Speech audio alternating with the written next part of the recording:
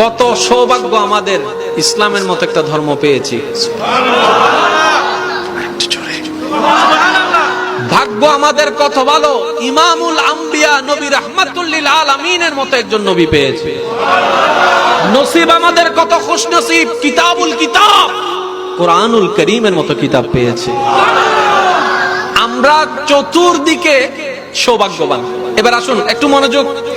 কিছুদিন আগে আমরা শুনেছি, দেখেছি মিডিয়ার মাধ্যমে, সুইডেনের মতো একটি জায়গায় অনুমতি সাপেক্ষে ইসলাম ধর্মের ধর্মীয় গ্রন্থ কোরআনকে পোড়ানো হয়েছে।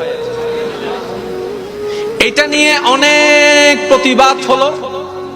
রিসেন্টলি নিউজ আসলো, ওই সুইডেন সরকার ওই বিষয়কে সমাধান করার জন্য মুসলমানের পক্ষ থেকে একজন মুসলমানকে অনুমতি দিলেন, ওরা আপনাদের ধর্মীয় গ্রন্থ